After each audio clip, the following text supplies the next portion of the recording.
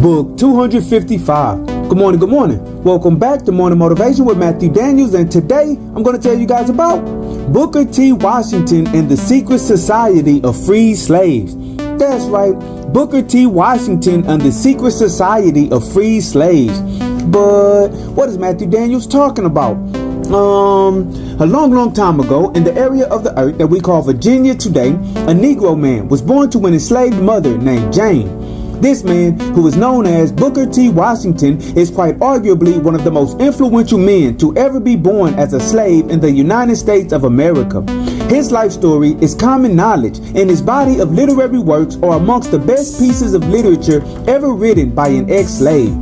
There is much that this man did with his life that has helped us to keep his legacy alive. However, there is a thing which this man did that only a select few know about. That is the reason for me calling him one of the most influential men ever to be born as a slave. In the year 1881 of the Common Era, Booker T. Washington was recommended to become the first leader of the Tuskegee Institute in Alabama. The next year, Washington purchased the former plantation to be developed as the permanent site of the campus. Under his direction, his students literally built their own school, making bricks, constructing classrooms, erecting barns, and building outside buildings. They even grew their own crops and raised their own livestock. The idea was to not only produce farmers and tradesmen, but to also create men and women who could teach farming and trades. These things, which Washington did in the open before the scrutinizing eyes of the white population, were all monumental in and of themselves, but they were by no means the extent of Washington's contribution to his race. One of my ancestors, no less, was very close to Washington during those years, and they have passed down directly to me from mouth to ear something that thousands of men and women were told to never repeat until the time was right. This hidden mission that I am a proud recipient of has finally reached a point in history when it can be spoken of publicly. While conducting the day-to-day operations of the Tuskegee Institute, the great Booker T. Washington was also creating a secret society now known as Per Ankh. Per Ankh being the Egyptian word meaning the house of life. Washington used his position to scout out only the most loyal, intelligent, and morally led individuals who he would then approach with an offer to join this special group. Over the course of several years, he created an organization that stretched to every corner of the United States and that had professionals in every profession imaginable. Washington even wrote secret literature for these men and women to pass down to their descendants, and he instituted laws and charters which must be followed in perpetuity.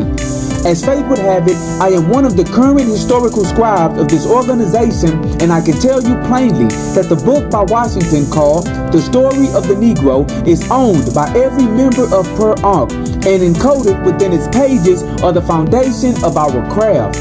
There is hardly anything impactful which happens to the African American today which is not decided by and orchestrated by Per Ankh, either directly or indirectly.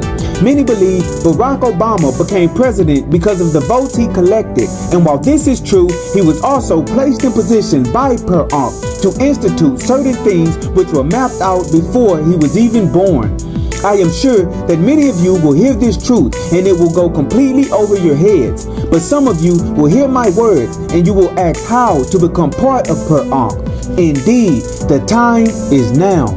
And so, the morning motivation of today is Booker T. Washington and the secret society of freed slaves.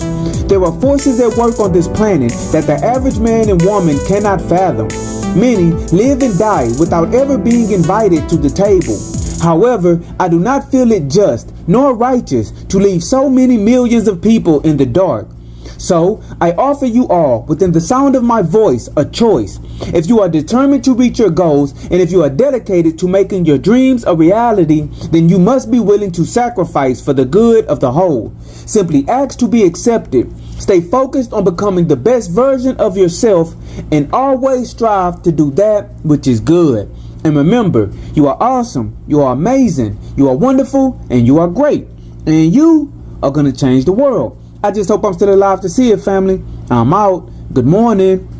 To order books in the Morning Motivation with Matthew Daniels book series, search Morning Motivation with Matthew Daniels on Amazon.com. or visit www.dandyandbigherm.com.